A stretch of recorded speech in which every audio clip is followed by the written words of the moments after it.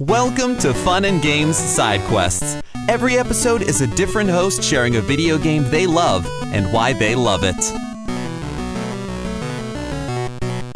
Hello, party people.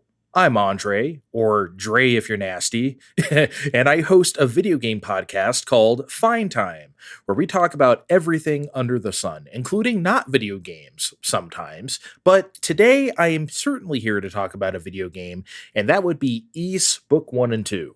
As the name implies, they are the collected name of the first two Ys games, in which, after their original incarnation on PC-88 and other 8-bit systems, where Ys and Ys 2 were like two separate games, they were then often packaged together as one game. Because Ys 2 is like a direct continuation of the first one with like no passage of time in between games. And they were developed at the same time. So it only made sense that once our storage capacity increased, the move would be to stitch them together and present the two games as one big continuous game.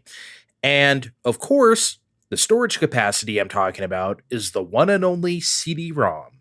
Because in December of 1988, the very first CD-ROM video game system was released in Japan as an add-on for the PC Engine, which here in North America, that was known as the TurboGrafx-16. So this CD-ROM attachment also made its way to North America as the TurboGrafx-CD in 1989, and then Ys Book 1 and 2 followed in May of 1990.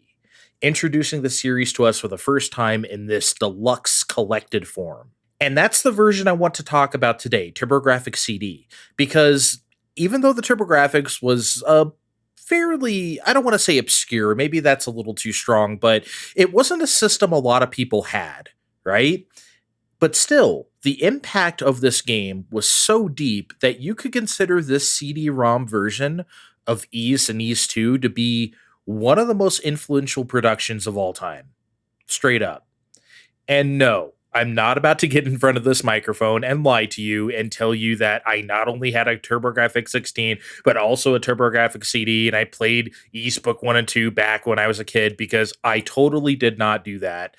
I played this game when it came to Wii Virtual Console in 2008, and it was everything I ever wanted.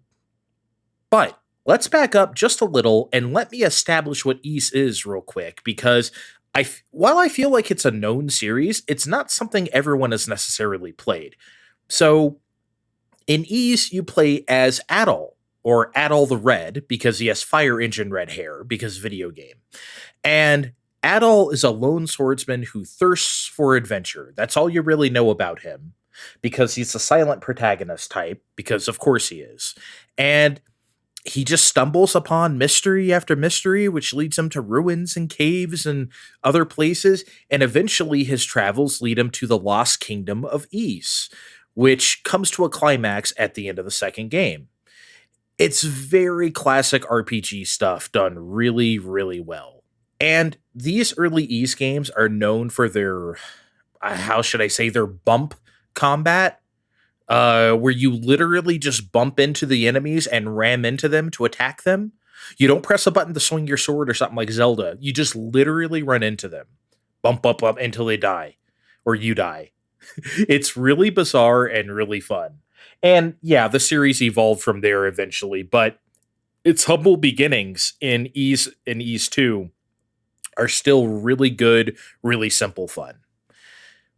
So, as I alluded to earlier, Ys Book 1 and 2 on TurboGrafx-CD are greatly enhanced versions of these two games, presented as one continuous game. And although the CD-ROM was a very new medium for video games at the time, you wouldn't know it by the way Ys took to it immediately. It's almost as if like the developers knew exactly what to do, as if they spent the entirety of the 80s dreaming like, man, what would I do with unlimited storage space? I would do this. I would have this kind of music. I would have these kind of graphics. And then it actually happens, and then they go out and do it. And obviously a CD-ROM is not unlimited storage space, but considering how small games were at the time, a CD felt limitless, and those developers reached for the heavens to to be sure. So the game starts with an animated intro. And when I say animated, I don't mean like the full motion video, like anime or something like that.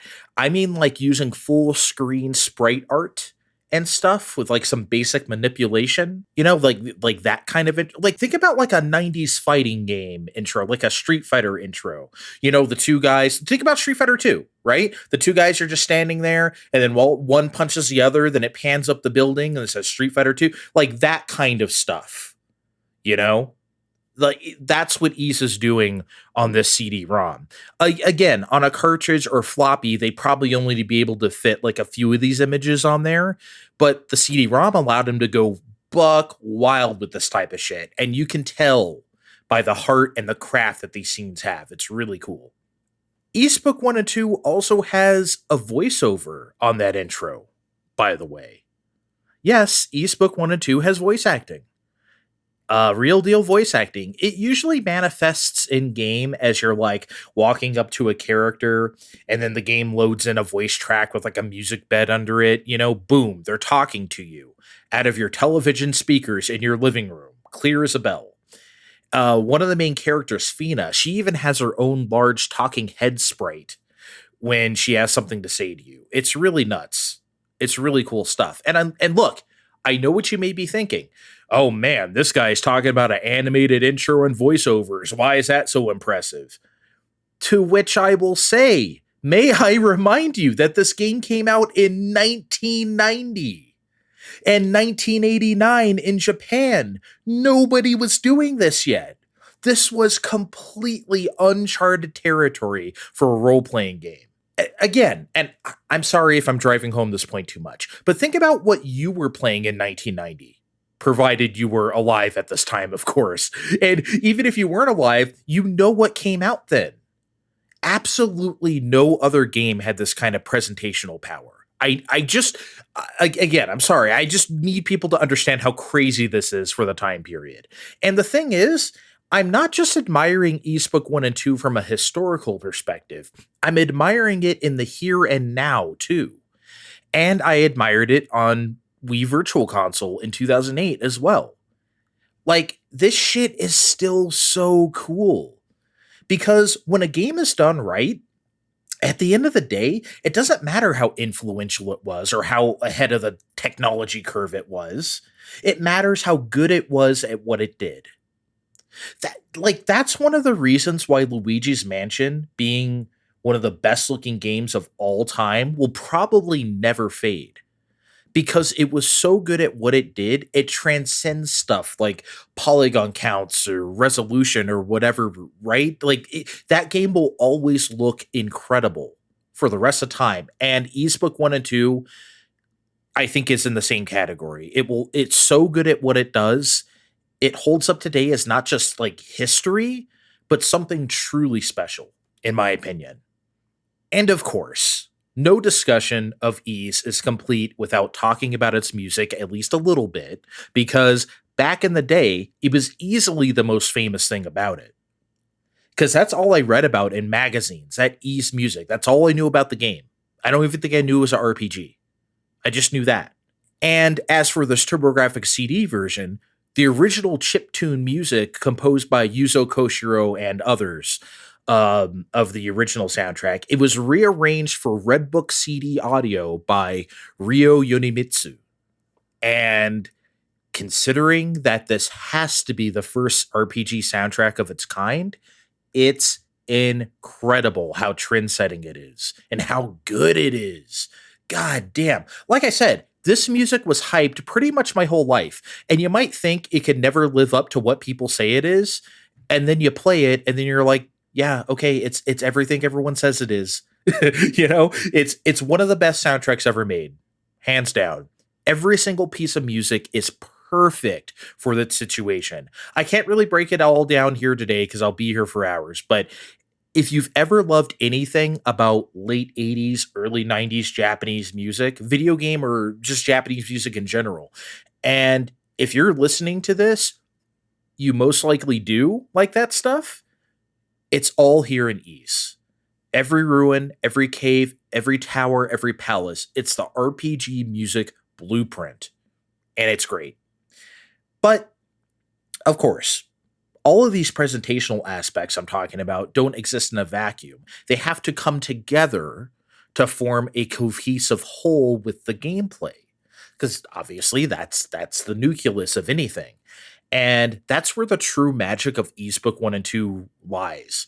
The elements work together in concert with each other and with the game design and gameplay to create oh man, just a great experience. So I haven't really talked level design or dungeon design yet, and I can describe them as like a mixture of wide open outdoors areas matched with like very labyrinthine. What's the word? I know there's a real word there, and not one I'm making up. They're very labyrinth-like and maze-like dungeons. And normally, this might be very tedious or annoying, but in Eastbook 1 and 2, it's not because all of the previously mentioned elements. It's so great coming into the palace for the first time, finding your way through the crumbling entryway, and it to the tune of this very pensive building and quite frankly magical melody. And then you have to fight a boss to get inside the palace, getting your first taste of that killer boss theme. Then you start working your way through the interior of the palace. And then you find Fina, the aforementioned Fina, locked in her cell. And as I said before, she gets her very own unique large sprite for voiced conversations. Like, all of these things work because the game is simply fun to explore and figure out. It's not a particularly easy game, and you could die pretty easy. Thank you, save anywhere feature. But the danger element paired with like the mazy dungeon layouts make it all really work together in concert, and it's great. And so the centerpiece of the first part of Ease is a place called Darm Tower. And this is one of the more unforgettable designs in RPG history, if you ask me. It's so long that you legitimately spend almost half the game there. And this tower has everything. There's almost 30 floors of tower to explore here. And by God, they make you explore it. And it's not as straightforward as you may think. Like, okay, this is going to be a weird comparison, but go with me here. It's almost like reading a book because so many things happen. Because you'll meet people that you have to help to progress further or have a key or something. Your equipment will get stolen. You'll get thrown in jail. There's an entire floor of like trick mirrors. There's a parts where you'll have to travel along the outside walls to get back inside. Like, so many things will happen to you in this tower that it almost feels like a small self-contained story unto itself. And books can really do that for you, versus a video game where you're like, okay, I'm going to go to the tower and go up all the floors and kill all the boss and beat the game or whatever. And East doesn't do it that way. All the twists and turns, the diabolical puzzles, the traps, the treasure, the everything, man. Like, it is so goddamn good. And it's incredible to play. And after you finish this tower, your reward is... I know I keep being hyperbolic on this podcast, but the cutscene that happens is maybe my favorite cutscene of all time. I don't even know. I don't even want to say what happens. I'm not even going to say it. I don't want to spoil. But just know that it's like some of my favorite images matched to music ever. That's all I'm going to say. Okay? If you're someone out there who has played other versions of Ease and Ease 2, you owe it to yourself to play this TurboGrafx CD package. It really is that cool. And I think I'll leave it off here with this final thought is that this TurboGrafx CD version of Eastbook 1 and 2 isn't the most accessible nowadays. Like Wii Virtual Console has been dead for a while now, so you can't get it there. And there was a TurboGrafx 16 mini console, but it was released about 4 years ago at the height of the pandemic and lockdown, and Konami didn't print many for us here, so those go on reseller markets for way too much money and never give those scum suckers money. So don't do that. I've never tried TurboGrafx emulation, so maybe that can be an option for people if that works. But point being, I would love for people to try this version of the game, so definitely give it a go any way you can if you love RPGs. I really think you'll find something special here, as I did. But that's it from me for now. Once again, I am Andre from a little show called Fine Time. Check us out sometime if you love games, and I'll catch you later. Happy gaming!